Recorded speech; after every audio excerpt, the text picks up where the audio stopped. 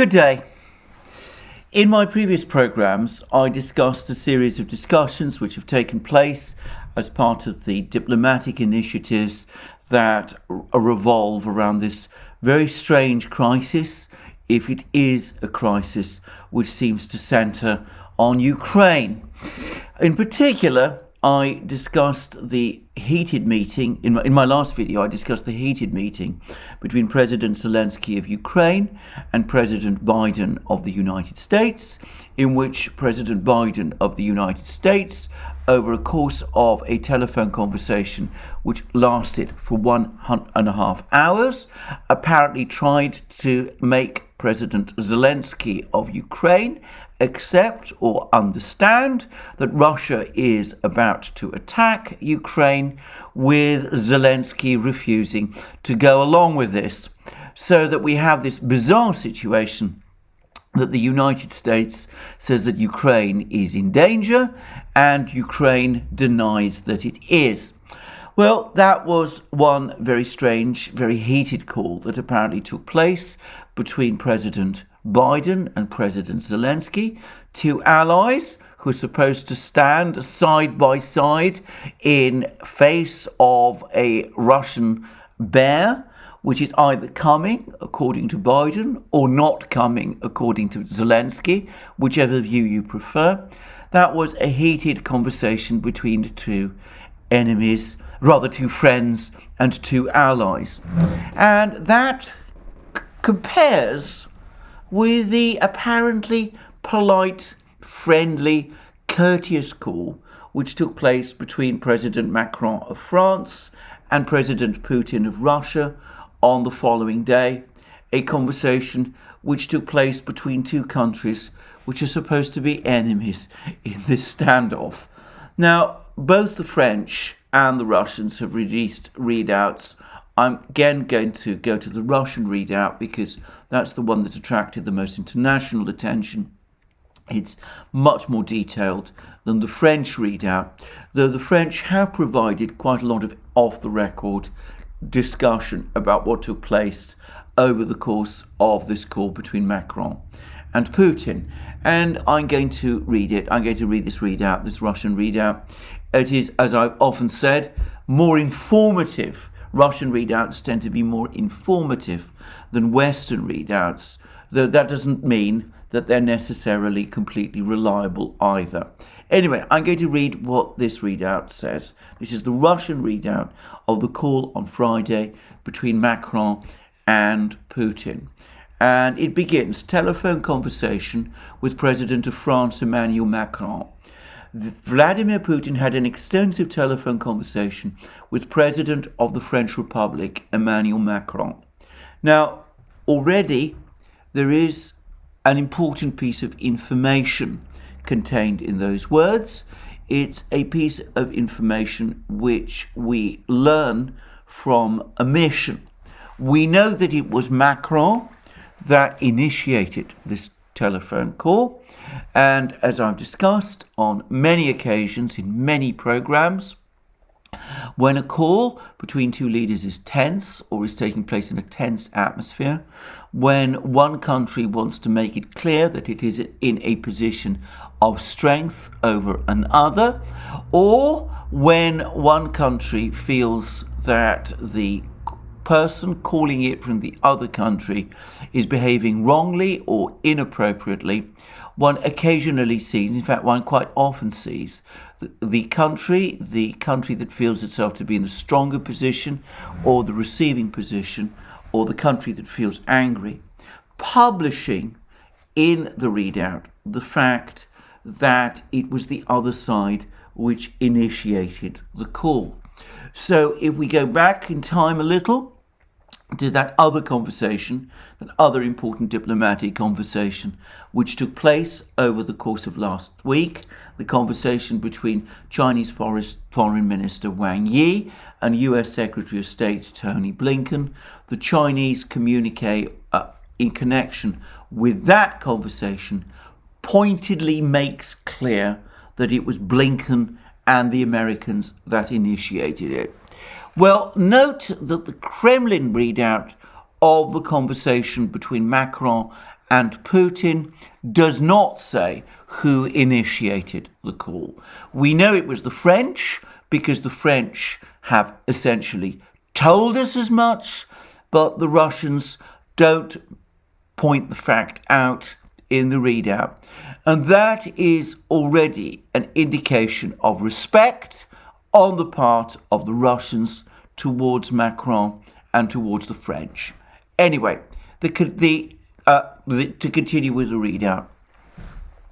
The leaders exchange views on the measures that both countries are taking to combat the pandemic.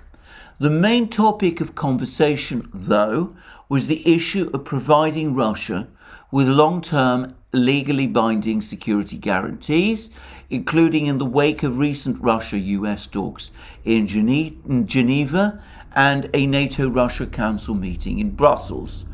Vladimir Putin made it clear that the Russian side would carefully study the written responses to the draft agreements on security guarantees received from the United States and NATO on January 26, after which it would decide on further action. At the same time, attention was drawn to the fact that the US and NATO responses did not address Russia's fundamental concerns, such as stopping NATO expansion, not deploying assault weapons near Russia's borders, or rolling NATO's military capacity and infrastructure in Europe back to where they were in 1997, when the NATO-Russia Founding Act was signed. The key question on the United States and its allies' plans to follow the principle of the indivisibility of security was ignored. This principle is enshrined in the OSCE and NATO-Russia basic documents and stipulates that no one should strengthen their security at the expense of the security of other countries. When discussing the situation in Ukraine, Vladimir Putin emphasized the importance of Kiev's strict compliance with the provisions of the Minsk package of measures and other agreements, primarily on establishing a direct dialogue with Donetsk and Lugansk and legalizing the special status of Donbass. Based on the outcome of the meeting of political advisors to the leaders of the Normandy 4 countries held in Paris on January 26th, the parties, that's to say Russia and France, reaffirmed their commitment to continue working in this format. With regard to France's chairmanship of the EU Council in the first half of 2022, Emmanuel Macron briefed Vladimir Putin on Paris's approaches to the pan-European track. It was agreed to continue the Russian-French dialogue on the entire range of European security issues. I should say, by the way, in advance, that is the single most important paragraph in this readout, but we'll come to it in a moment. The state of affairs around the Joint Comprehensive Plan of Action on the Iranian nuclear program was renewed. The proximity of Russia's and France's positions on this was noted. Both countries strongly support continuing international efforts to maintain and implement the JCPOA and UN Security Council Resolution 2231. Some practical aspects of bilateral cooperation, including nuclear energy, were discussed. It's a very strange sentence. Not quite sure what it means, but it's one perhaps to take note of. The President of Russia and the President of France agreed to stay in close communication. So they are going to stay in close communication. That means that they'll be talking to each other regularly, and it means that possibly there might be a meeting between the two fairly soon, presumably after the Beijing Winter Olympics have ended. So, what are we to make of all of this? Well, first of all, on the question of Russia's quest for security, legally binding security guarantees, the draft treaties and agreements that we've discussed many times on these programs, the issue of NATO's eastward expansion, of the presence of NATO infrastructure in Eastern Europe and all that, there is absolutely no sign of any shift in the Russian position whatsoever. On the contrary, we have Putin complaining that the Americans and NATO are not responding, are ignoring Russia's points.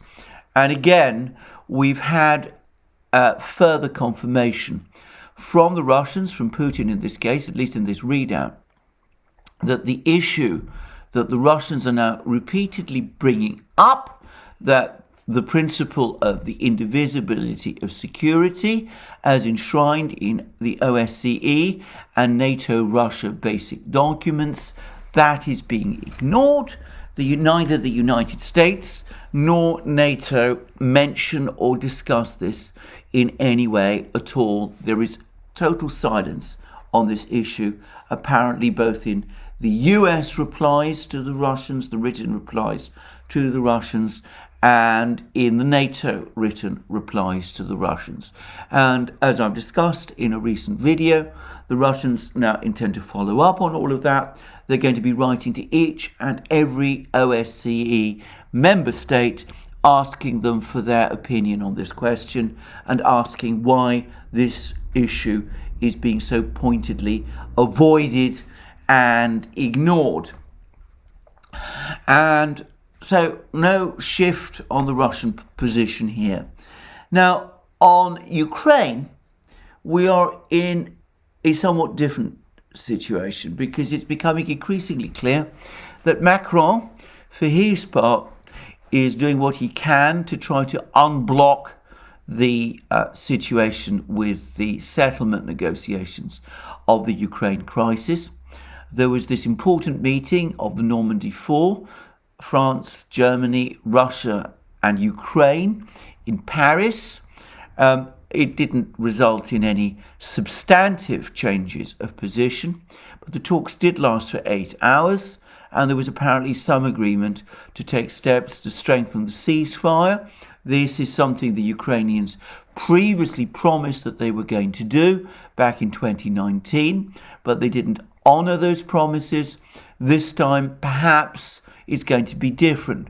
It does seem that Zelensky, during that heated conversation with Biden on Thursday, apparently told Biden that there'd actually been progress made in the talks in Paris, and that in itself contradicted the claim that the Russians are preparing to attack Ukraine. And apparently Biden didn't buy that or accept it. And as we've discussed in previous programs and on this program, it seems that at some point he became increasingly angry.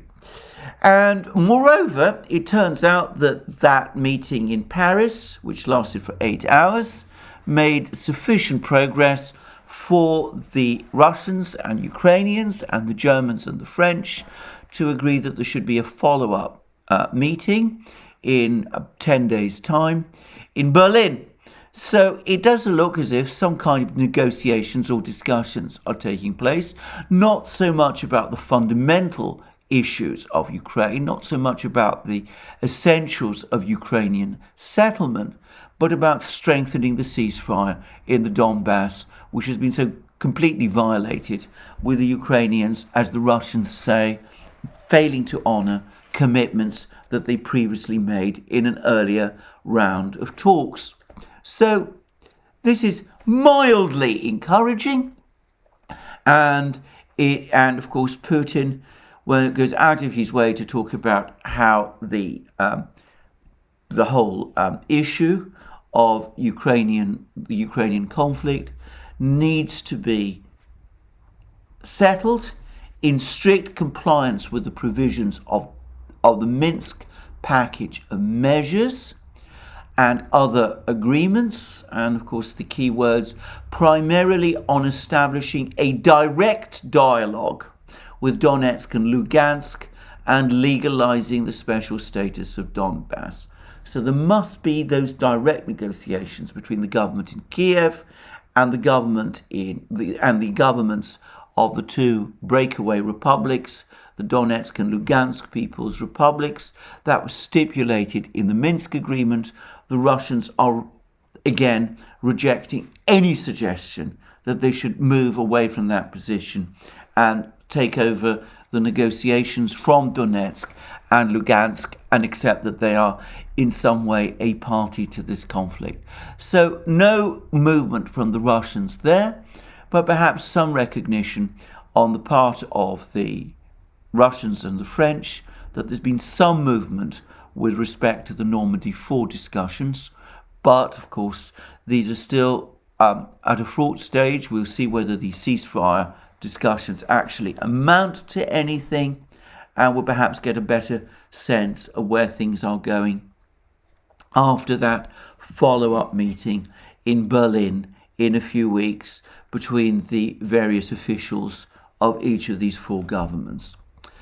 But then we come to perhaps the most interesting passage, the one that for me stands out, and it's this one. With regard to France's chairmanship of the EU Council in the first half of 2022, Emmanuel Macron briefed Vladimir Putin on Paris's approaches to the pan-European track. Now, pan-European means Europe, all of Europe, and that must include Russia. So it's not exclusively the EU. So Macron briefed Putin on Paris's approaches to the pan-European track. And then we see the follow-up sentence. It was agreed to continue the Russian-French dialogue on the entire range of European security issues.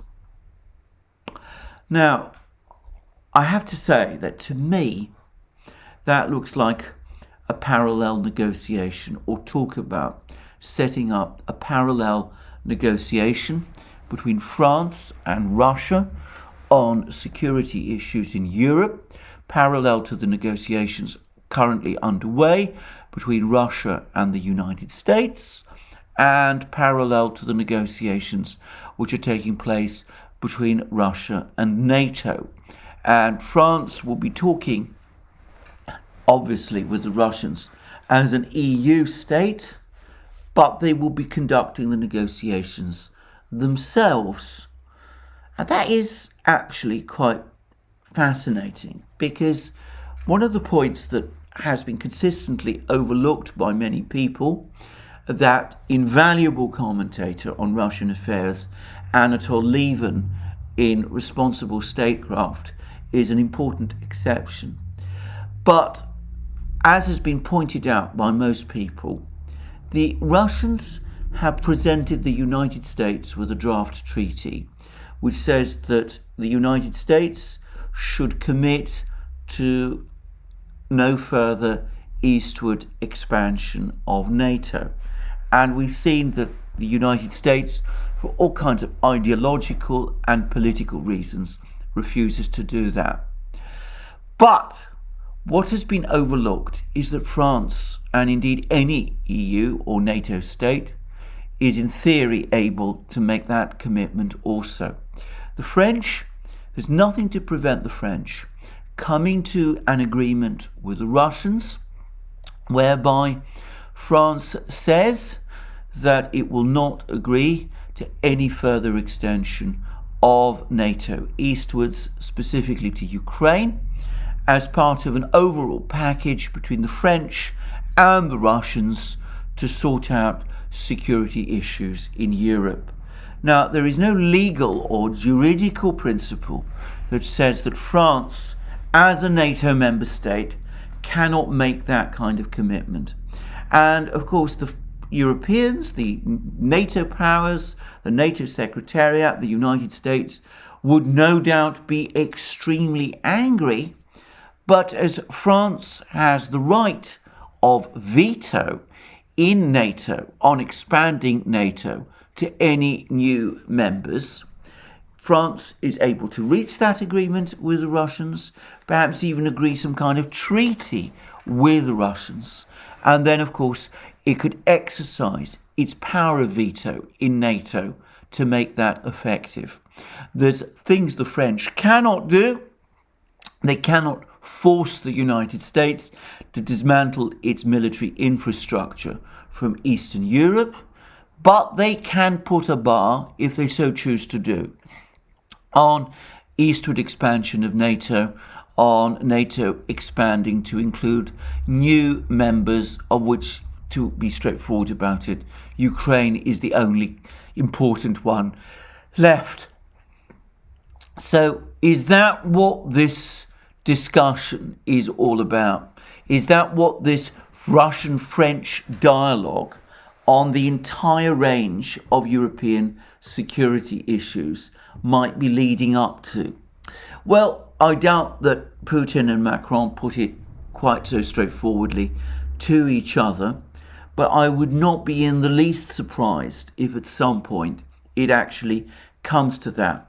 If France, which is becoming increasingly restless about the whole way in which the neocons in Washington and London and indeed Brussels seem to be intent on creating a crisis in Europe, and also with the way in which the neocons in London, Washington and Brussels have wrecked Europe's relations with Russia, it could be that the French might, either by themselves or more probably with the support of some other European countries, Italy obviously is a strong possibility, Hungary under its present government is another one, Spain probably too, Greece almost certainly, some of the Balkan states, Croatia, Bulgaria, whatever.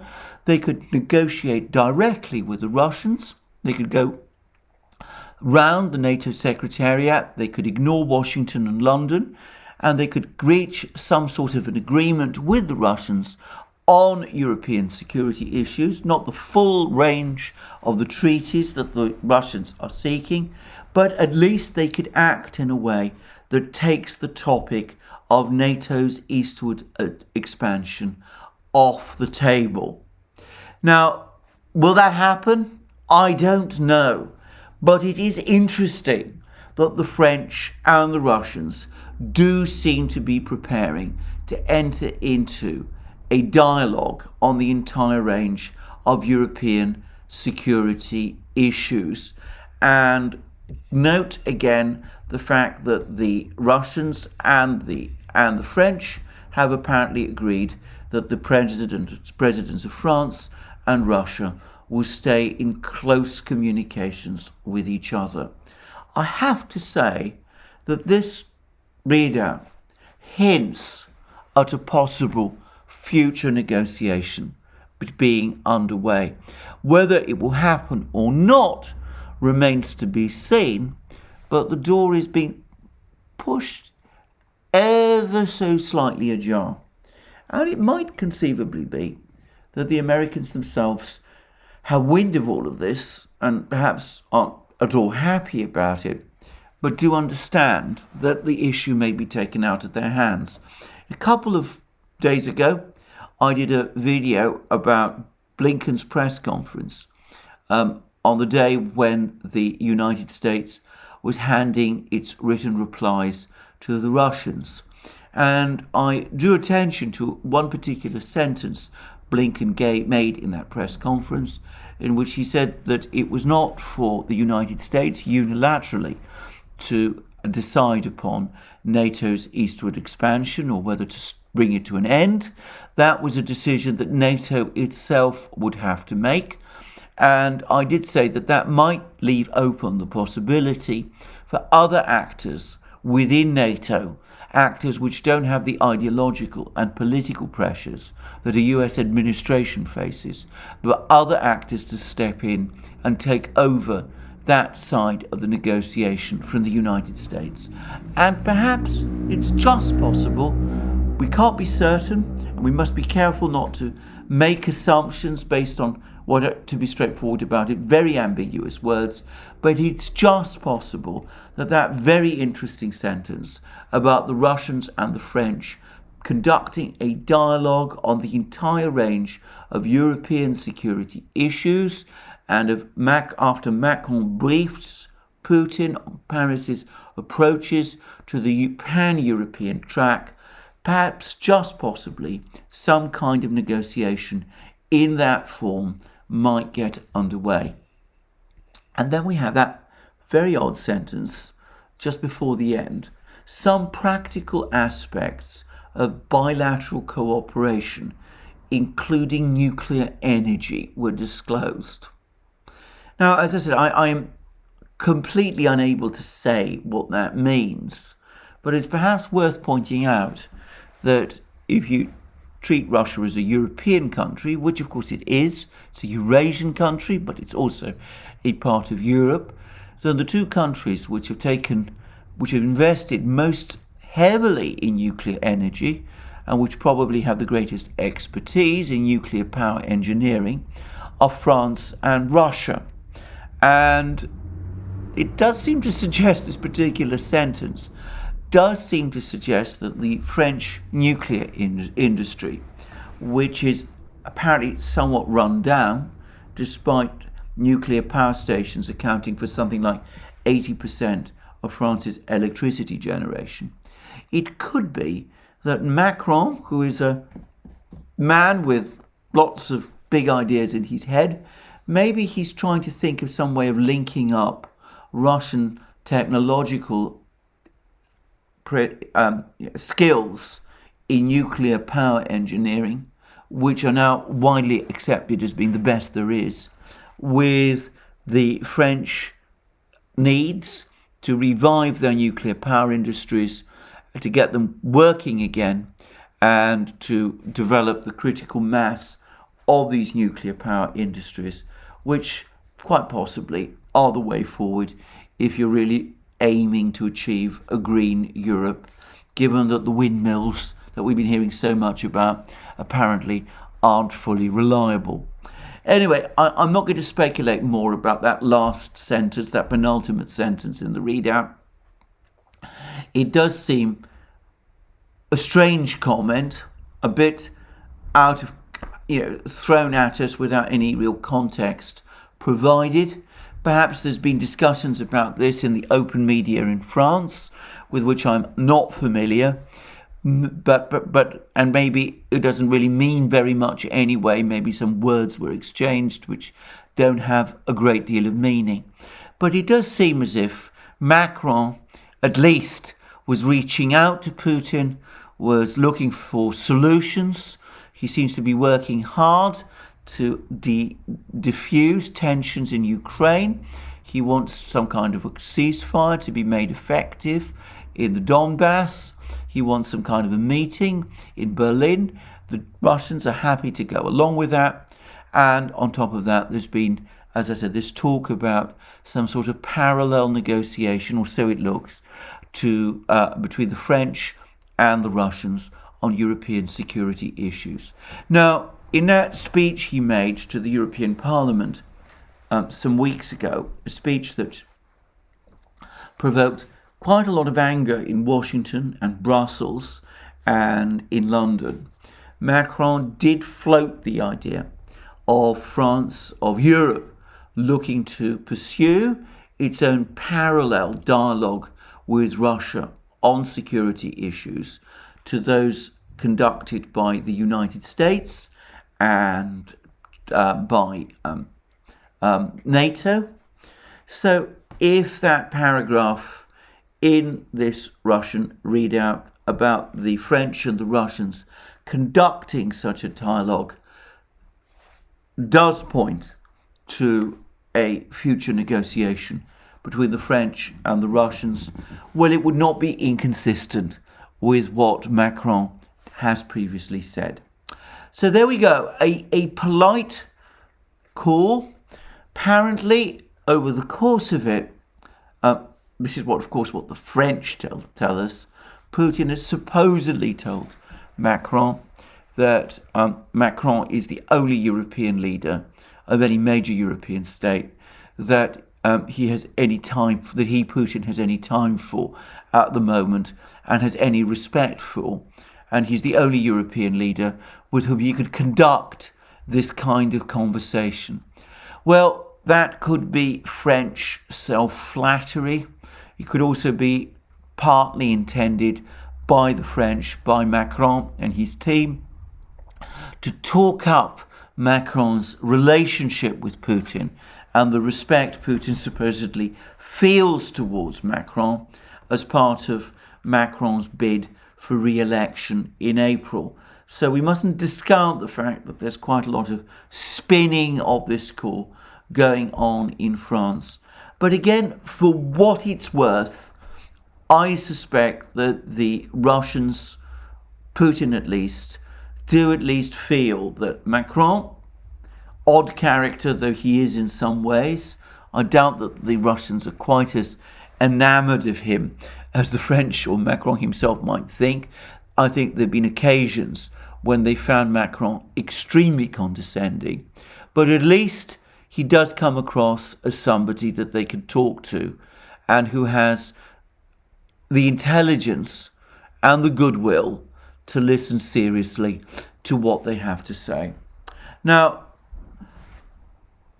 I've discussed how it is theoretically possible for the French to move forward with negotiations with the Russians by themselves, and I've also floated the possibility of some European countries that might join the French in pursuing that kind of diplomatic initiative. I've spoken about Italy, about Croatia, Bulgaria, Hungary, perhaps Spain, almost certainly Greece, Malta too.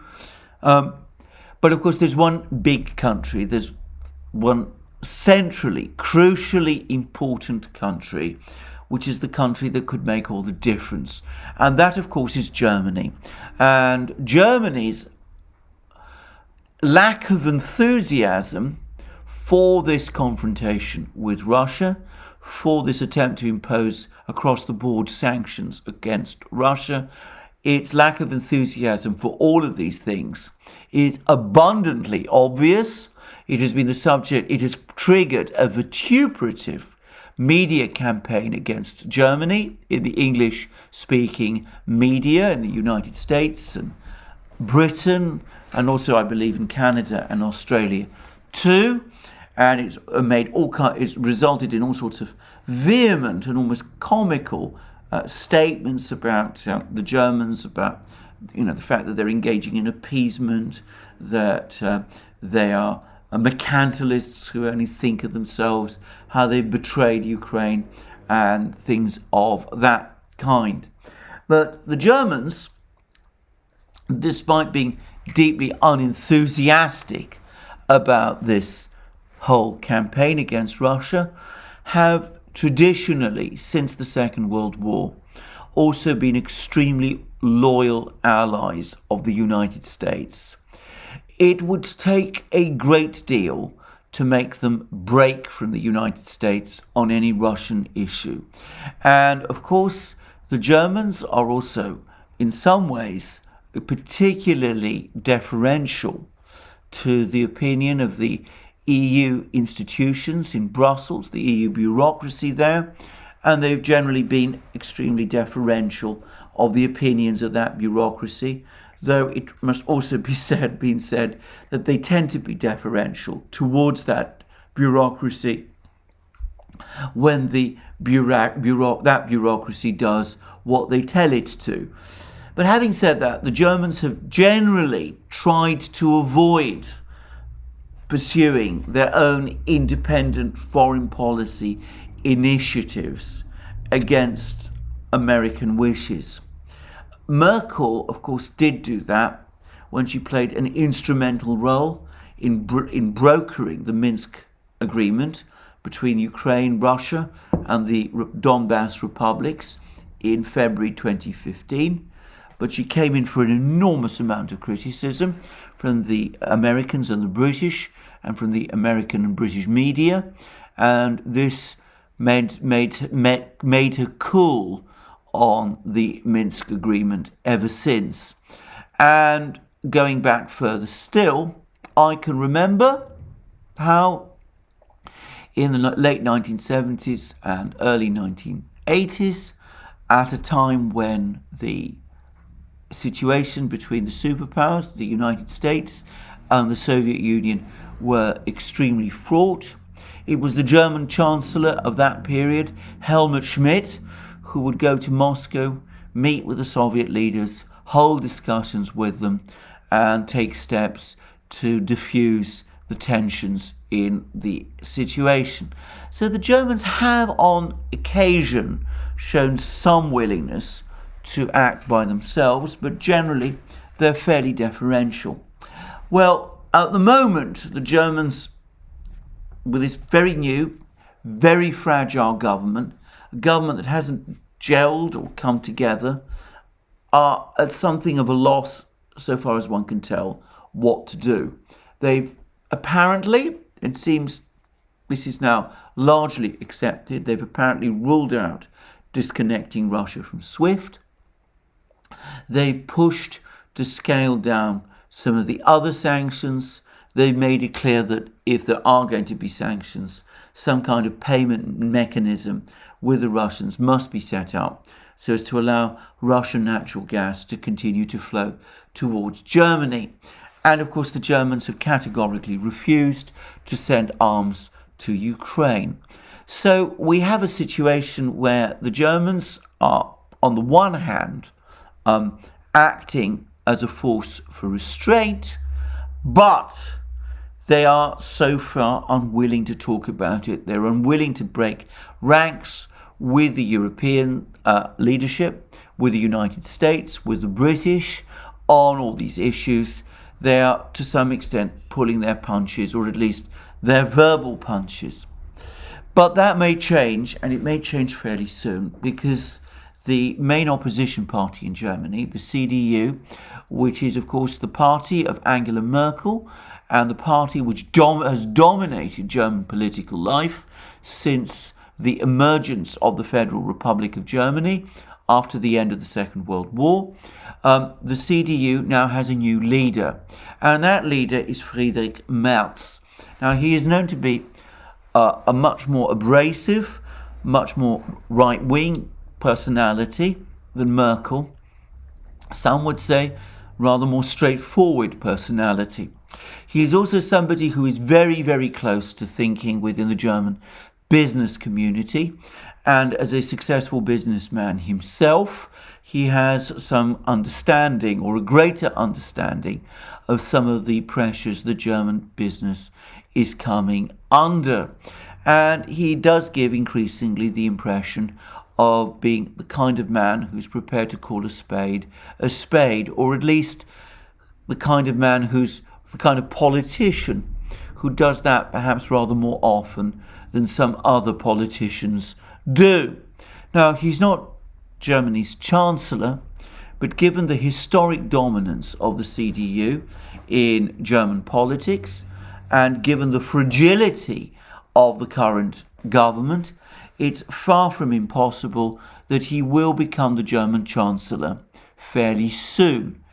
I would add that as a much more vivid, much stronger personality than his predecessor, immediate predecessor, as the leader of the CDU, Armin Laschet, the man who failed so completely in the German parliamentary election this summer, I would expect Merz to do significantly better than Laschet did for the CDU in an election, and that makes it more likely, or so it seems to me, that if there were an election, the CDU would regain power, perhaps with a majority with the CSU, its sister party in Bavaria, perhaps altogether with other coalition parties like the Free Democrats, who are at the moment a somewhat uneasy part of the current Social Democrat-led coalition. Anyway, Merz, as I said, is a rather more abrasive character, a more charismatic character, a rather more forceful character, somebody perhaps better attuned to the feelings of German business and maybe to German popular opinion. And he has been saying some extremely interesting things about the current crisis. And he apparently went and gave an interview recently with the important German newspaper, Die Welt. And in it, he first of all made absolutely clear, again, he's already said this before, that he is fundamentally in disagreement with the proposal to disconnect Russia from the SWIFT interbank messaging system. He said, or he's quoted as saying the following: "Once we disconnect Russia from SWIFT, there is a big risk that the system will collapse and we may then have to switch to the Chinese payment system. That would cause us serious damage." Now, what Merz is essentially saying is if Russia is disconnected from SWIFT, Germany will still have to import gas and energy from Russia. It will be obliged to pay Russia. How will it pay Russia if it can't pay Russia through SWIFT? Well, there are all kinds of messaging systems that could be used. There's the old systems of telexes and faxes and promissory notes, which could be revived. They were used quite considerably in the past, as I very well remember. There's no fundamental reason why they couldn't be revived again. By the way, there's been two very interesting articles in the Financial Times, both of which can admit that disconnecting Russia from SWIFT would only cause operational problems, which could be circumvented. But Merz here is floating another possibility, which is that rather than go back to the old pre-SWIFT technologies and practices, what the Germans and the Europeans would do is that they would link up with the Chinese payment system, which would in turn be linked up to the Russian. So the Russians would send their gas to Germany. The Germans would send the money to presumably Shanghai or Beijing, and the money would be forwarded from Shanghai and Beijing along the Chinese payment system to Moscow. So you would have replaced a Western payment system, SWIFT, with a Chinese-controlled one, undermining the West's dominant position in the world's financial architecture. It's an intriguing thought, and it's interesting that Merz, as I said, as a businessman, is already looking is looking at these possibilities and is already thinking about them, and is warning the Western powers, the United States, the British, that disconnecting Russia from SWIFT is a very bad idea. Anyway, it then gets even more interesting because Merz then identified what he said was something which he said was a mistake that the European Union made, though it is a mistake which, it must be said straight away, is at the origin point of the entire crisis in Europe. Because if we go back to Ukraine, the reason there is a crisis over Ukraine, the reason relations between the EU and Russia have completely broken down, is because in 2013, the European Union, with the backing of the United States, tried to persuade Ukraine to sign up to an association agreement with the EU, which effectively obliged Ukraine to adopt the entire European system of standards underpinned by European law, the so-called acquis, and doing so in a way that would have made Ukraine's already existing free trade agreement with Russia essentially inoperable.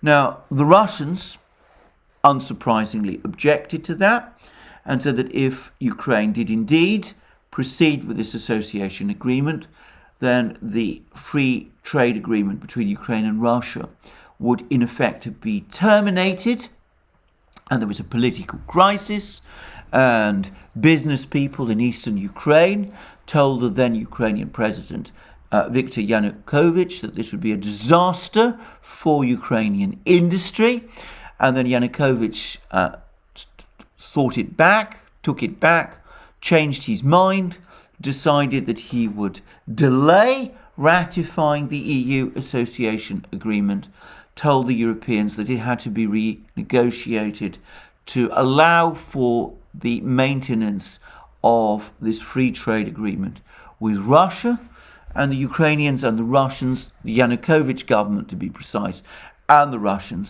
suggested to the Europeans a tripartite meeting to hammer out the problems caused by this association agreement, something which disastrously the Europeans categorically refused. As I remember, the Europeans said that it was either the association agreement or nothing, and that they were not prepared to change so much as a punctuation mark in this agreement, an agreement, by the way, which went on for something like 1,000 pages. So that decision by Yanukovych to delay ratification of the association agreement and the EU's refusal to compromise on any aspect of the association agreement provoked a political crisis in Ukraine, and over the course of that crisis, with the open backing of the European Union and of the United States, President Yanukovych was forcibly, violently overthrown, and a new government took power in Ukraine, which then immediately did ratify the association agreement, and which put Ukraine on its current course of hostility to Russia, effective alliance with the West, generating the crisis that we have now seen. Because, of course, that violent coup, of course, inevitably led to the chain reaction. It led to the loss of Crimea by Ukraine. It led to the uprisings in eastern Ukraine, to the formation of the Donetsk and Lugansk People's Republics, the war in eastern Ukraine in 2014, which Ukraine lost. It led to all those things, one after the other. And that, as I said, is the root of the crisis. So the root of the crisis was that EU association agreement. Well, what is absolutely fascinating is that Friedrich Merz is the first important EU leader to come forward and to say that the EU made a serious mistake. And it made a mistake over the association agreement with Ukraine. He said that the European Union made a mistake with the association deal with Ukraine, and he went on to say it brought about contradictions concerning existing trade agreements with Russia. As the European Union, we should respect that those countries which, for example, conclude association agreements or free trade zone agreements with the European Union can simultaneously have obligations to other economic zones. Now, that would have been utter heresy if expressed by any prominent EU politician during the crises of 2013 and 2014. It, by the way, goes completely against the line that Angela Merkel, as leader of the CDU and Chancellor of Germany, was taking at that time, which is that, the association agreement was perfect in every respect. It would just be the Russians who were being difficult, which caused all the trouble. So that was the line that the EU was taking then. Merz's comments now would have been considered heresy had they been uttered at that time. But they are virtual heresy today as well. It calling into question the EU association agreement, admitting that the EU made a serious mistake in his handling of Ukraine in 2013 and 2014, in effect admits that the EU, Germany, and the United States share responsibility for the Ukrainian crisis, that it was their mistakes that led to it.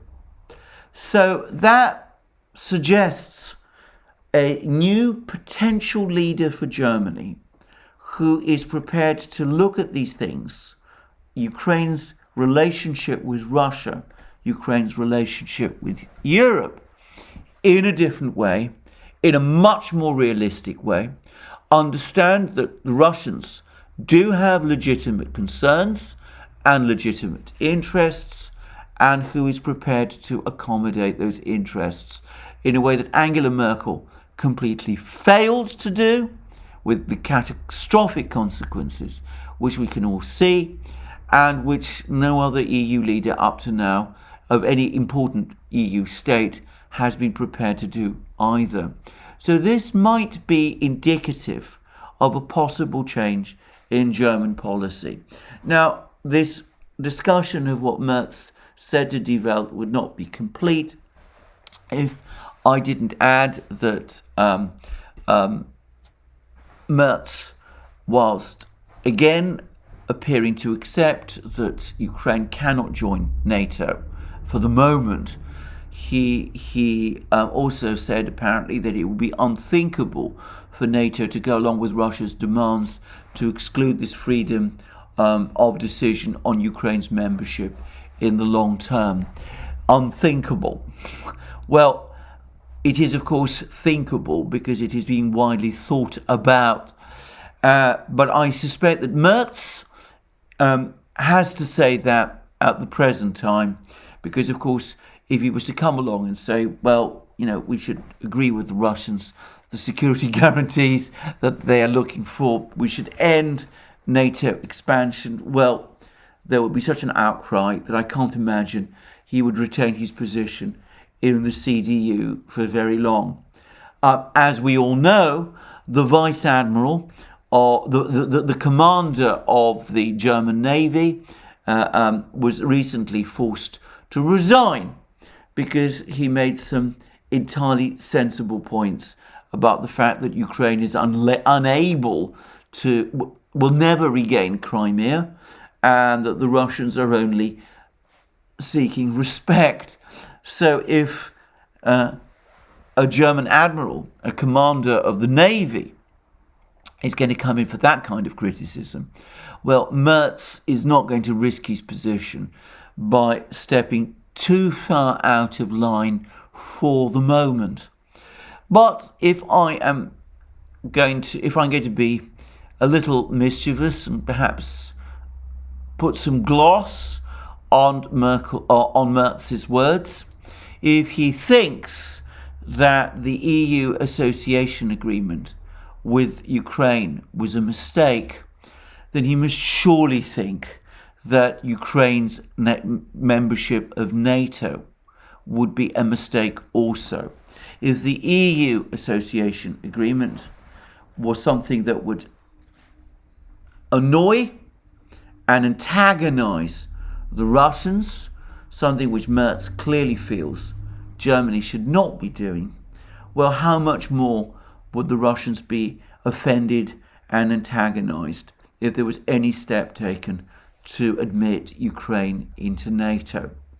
So, again, I don't want to read more into what Merz is actually saying, but the very fact that he's calling doubt on the EU association agreement does seem to me to open the way for possible negotiations in the future. So, in summary, Macron appears to be wanting to conduct some kind of dialogue with the Russians. Merz, Friedrich Merz, leader of the CDU, not obviously the Chancellor of Germany, seems receptive to these ideas also. He has clear views, he's willing to express them in a way that the current German Chancellor, Olaf Scholz, is not. Will the French and the Germans eventually come round and negotiate with the Russians in the way that I've said? Possibly. We have to wait and see. But at least these ideas, these thoughts are being talked about. These ideas are circulating in these two important capitals, in Paris and Berlin. We'll see whether anything eventually comes of them. Thank you for joining me again today for this long program on this complex subject. More from me soon, both on this channel and on our main channel, the Duran, where I do programs with my colleague and friend, Alex Christoforou. Please also remember to check out our Locals channel, where we do many programs, many exclusive programs, and where I do live streams every Wednesday at 1400 hours Eastern Standard Time, 1900 hours London time. And of course, you can also find us on other platforms, BitChute, Library, Rumble, Odyssey, SuperU, and the rest. And you can support us via Patreon and Subscribestar, and by going to our shop and buying the amazing things that you will find there, and also by ticking the like button to this video if you liked this video, and also, of course, by checking your subscription to this channel. Thank you for joining me again today. Look forward to you joining me again soon, and have a very good day until then.